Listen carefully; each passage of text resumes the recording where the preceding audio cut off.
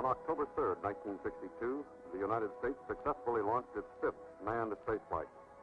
The Mercury spacecraft, known as Sigma 7, and piloted by Walter M. Schirra, Jr., completed its sixth orbit mission with textbook perfection and landed with pinpoint accuracy less than 9,000 yards from the prime recovery vessel in the Pacific Ocean.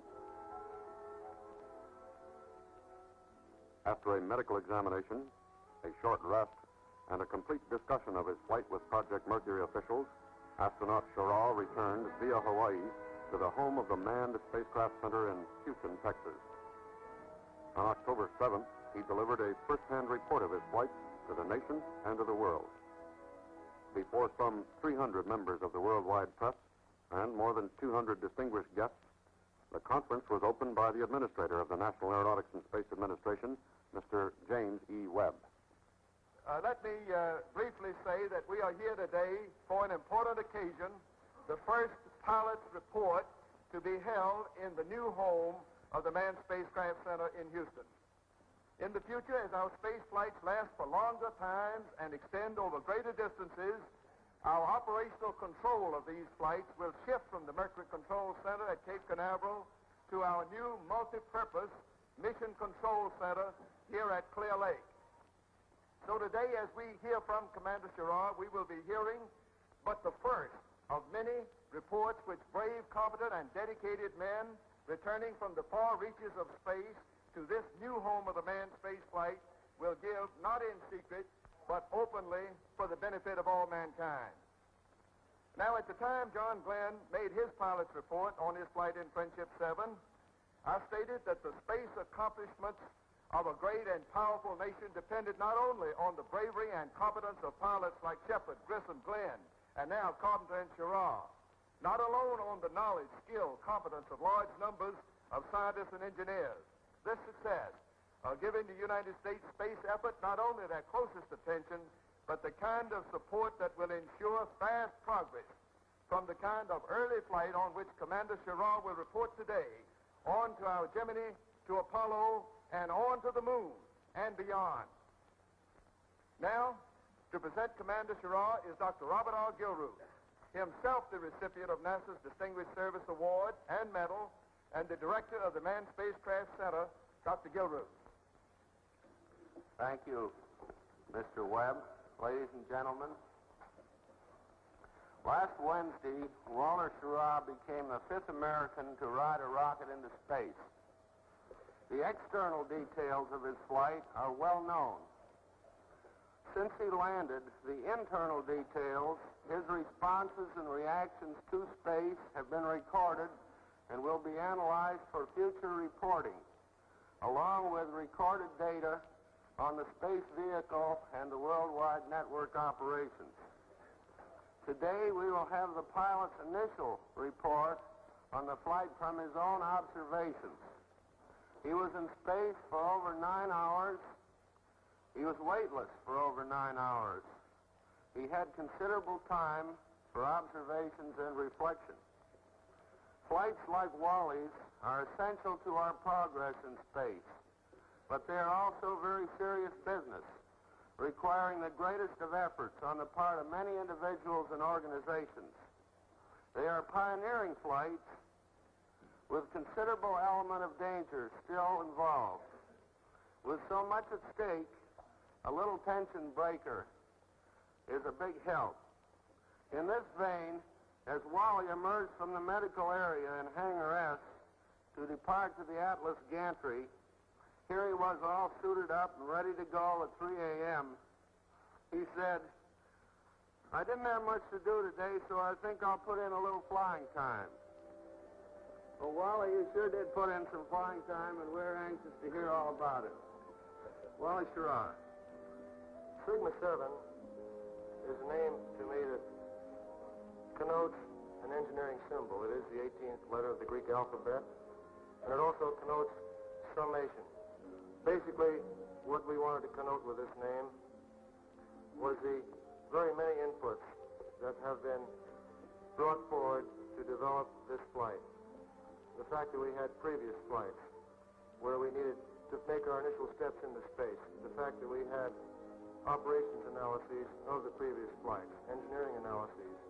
That we had to make minor changes to make the previous problems of earlier flights straighten out. This, in truth, was the reason why I have been calling this Sigma, or engineering.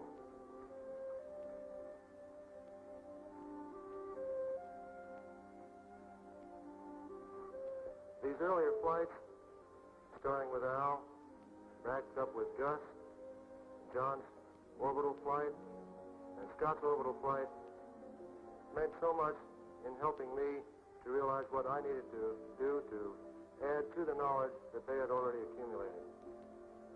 Where my knowledge went on was where I finally had my chance to go into space and look around a bit.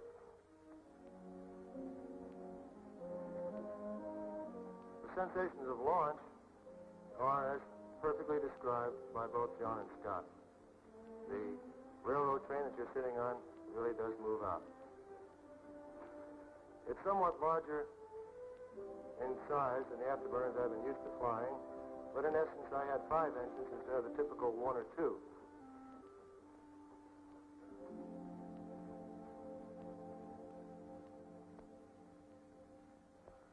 Status check. Pressurization. Go. Lock tanking. -35. Water systems. Go. Range operations. Hold clear to launch. Mercury spacecraft. Mercury is go. All pre-start panel lights are correct. Ready light on. My scope is still out. Okay, umbilical disconnect scope is coming in. Scope coming in. What's your scope light out? Scope retract. Tragedy. How about a count? No signal. Okay. Okay. 10, 5, 4, 3. I have liftoff. Clock is started. And she feels real nice. You pull your gear pins for this flight? Yeah, I got the pins on my office wall. Altimeter's off the peg. Stand by for 20 seconds. Okay. 2, 1, mark. Roger, backup started and running good. I'll give you a hack at line 30. Oh, she's riding beautiful, Dick. Looks real fine from here. Mark 30. Okay, fuel is okay. Oxygen okay. All systems appear to go, and she's getting noisy.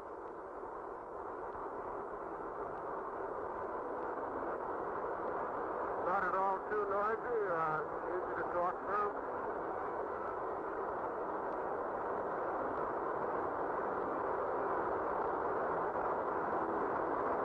Okay, characteristics are leading on schedule.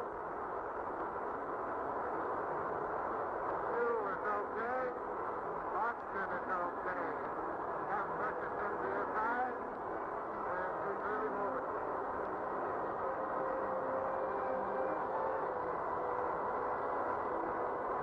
Stand by for staging. Okay. I have a Pico. Oh, I can see the flash. Staging. Roger, staging. Standing by for tower. Fuel looks good. Oxygen looks good. Right, sounding real fine. Okay, I'm on push to torque, and the sun's coming in the window now. Okay, there goes the tower. Roger. Order retrojet off. That tower really isn't flying off.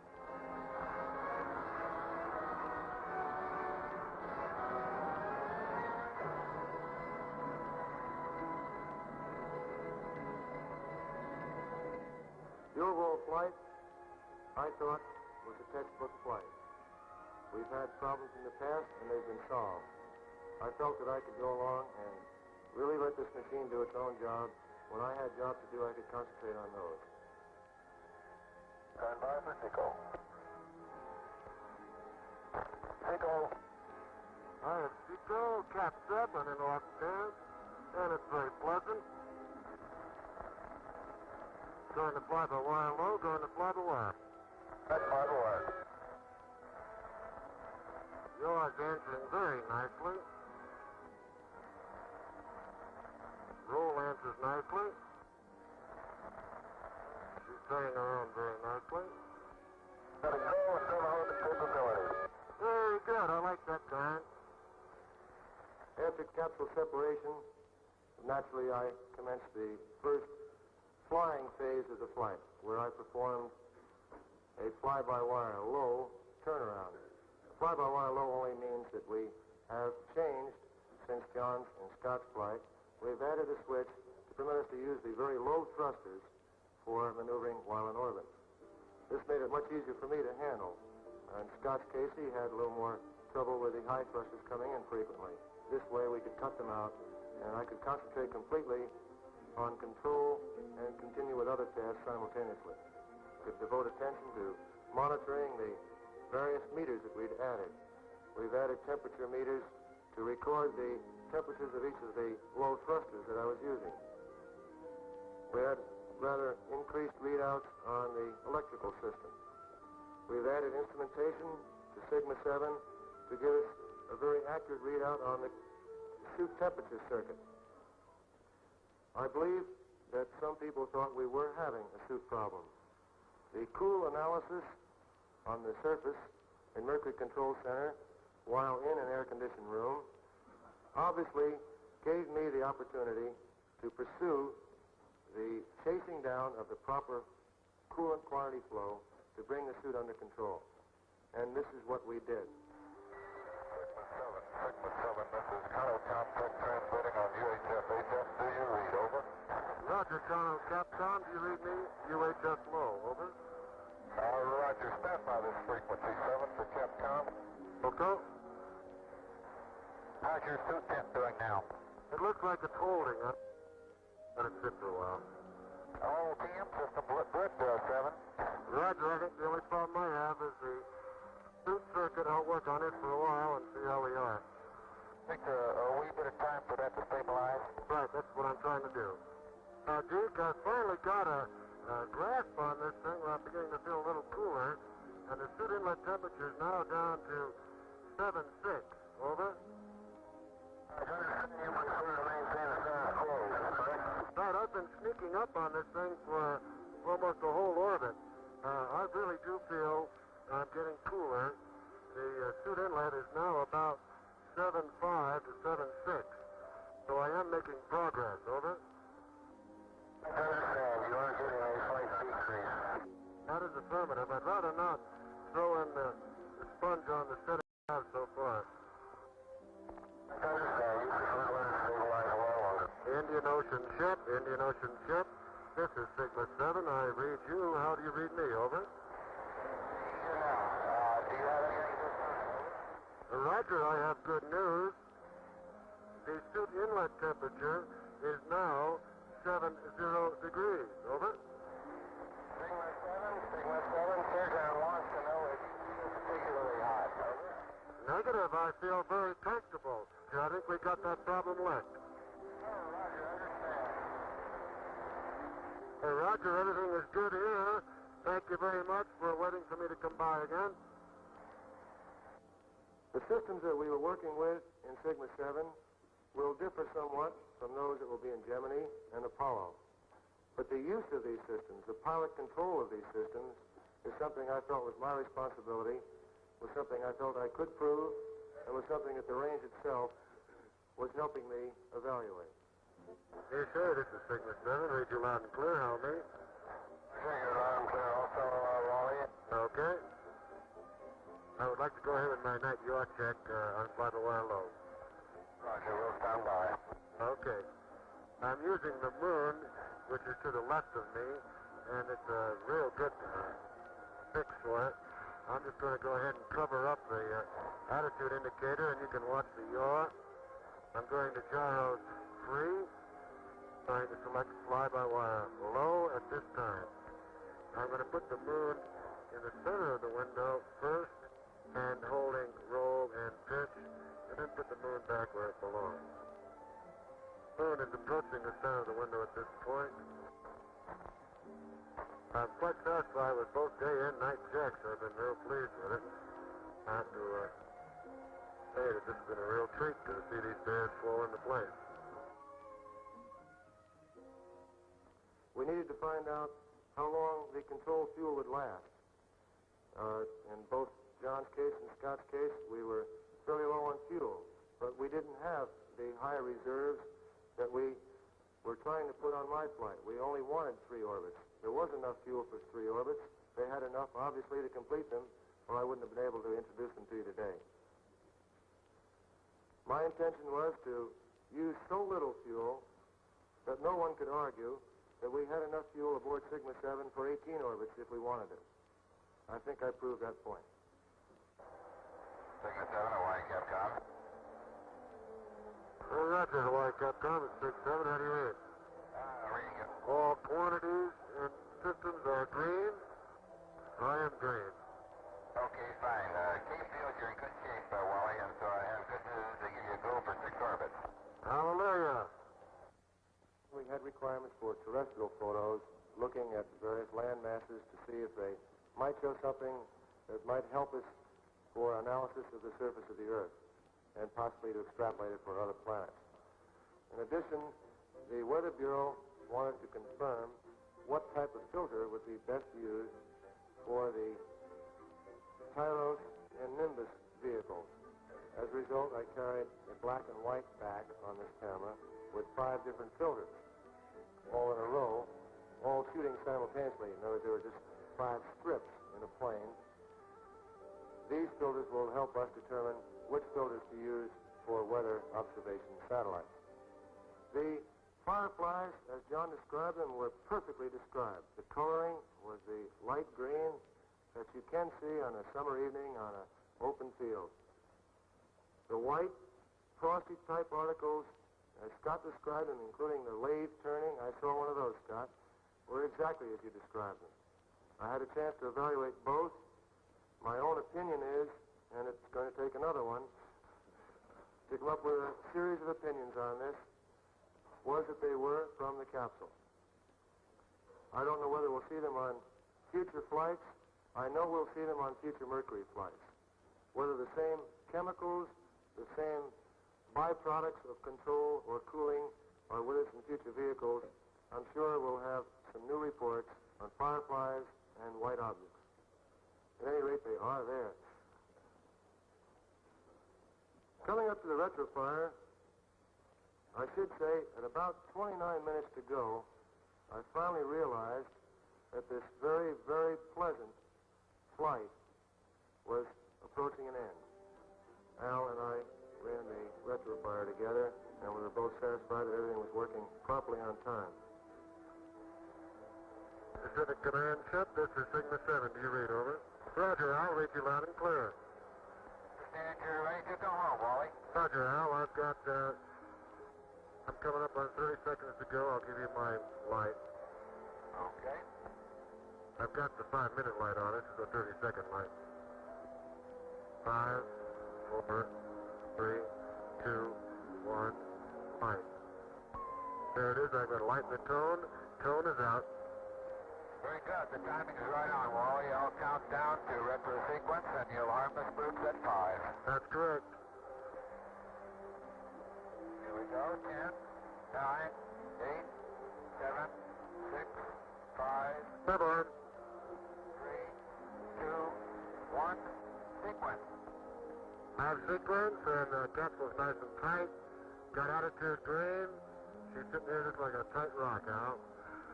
Right, your axes look very good from here, Wally. Yeah, they look beautiful here, too. Oh, boy, she's a good little capsule, I'll clue you. Here you go. Roger. 5, 4, 3, 2, 1, 0. I got one.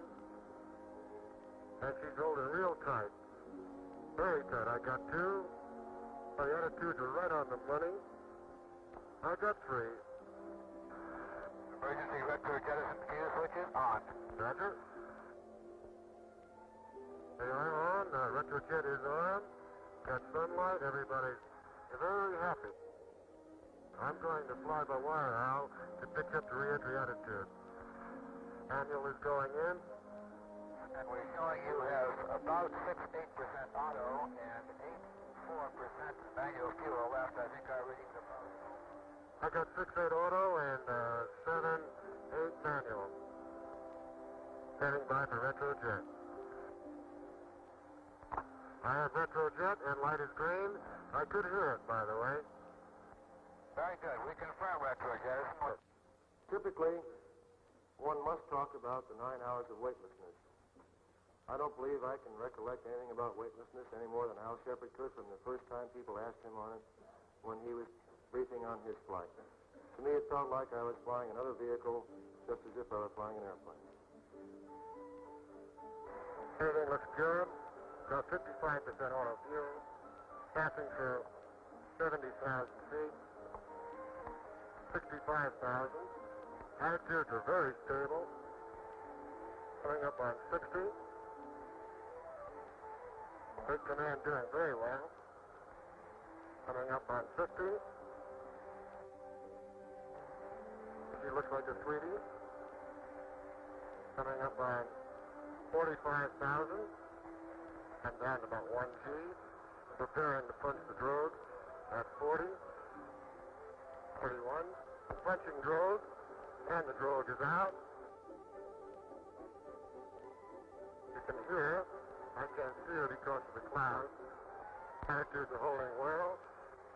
And your lever is in.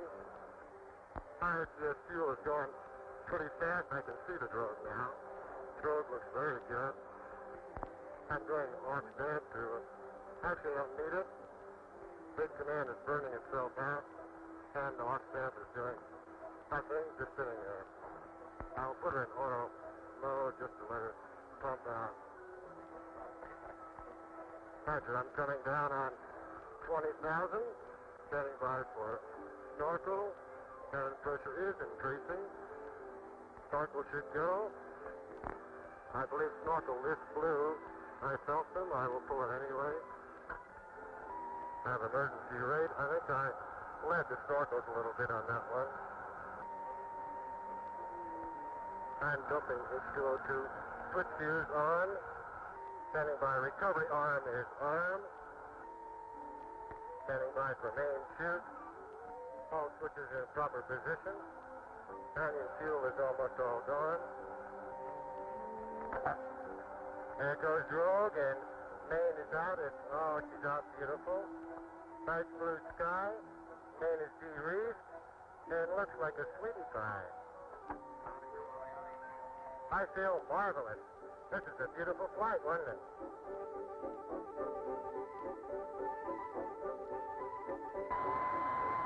I'm about ready to impact now. I'm just about on the work. Okay, it's taken a while to right itself, but I think I've got the small end out of the water here. Oh, this is a sweet little bird. I just can't get over it. Hello, Astro. Hello, Astro. It's Swiss 1, primary heel, over. Hey, Roger, Swiss 1. This is Astro. How are you today? Fine. Got you on Bergdahl. Give me a short count, please. Roger, short count follows. 1, 2, 3, 4, 5. 5, 4, 3, 2, 1. This is Astro Sigma 7. Very happy to be back in the Pacific Fleet. Okay, Astro, the swimmer's in the water. Roger. Howdy, fellas. They know I'm all right, I assume. I heard them knock on the capsule. Astro, this is Swiss pilot. The carrier is about 3/4 of a mile. Closing. Okay, fine. I frankly would prefer to stay in and have the small boat come alongside, using your collar routine, of course, to support me, and having a ship pick up. Over?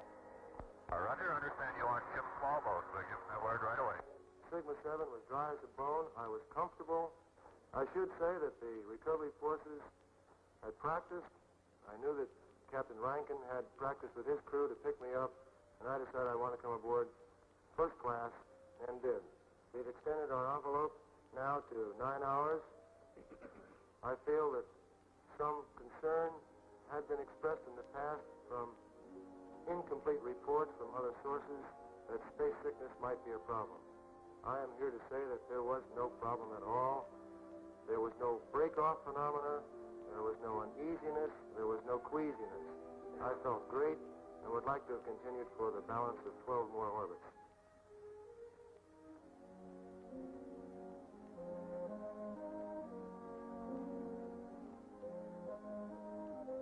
As the dust and debris settled from the hatch departure, I stepped out on the number 3 elevator and requested permission to come aboard. This is a novel way for a carrier aviator to come aboard a carrier. I think the most exciting thing for me in the flight was to realize that I had proven, and that the capsule itself had proven, that we could go beyond 3 orbits. We had initially stated and felt very strongly, even as far as the way the flight plan was worked out, that we would get enough information from the 3 orbits to justify the flight. The additional 3 orbits were frosting on the cake, and I believe it's about that time that I said hallelujah, and that is when I was excited, to realize that we had control of the systems, that we had good control of the capsule, that I had good control of myself, that physiologically I was in good shape to continue, and we were on the way to 6 orbits.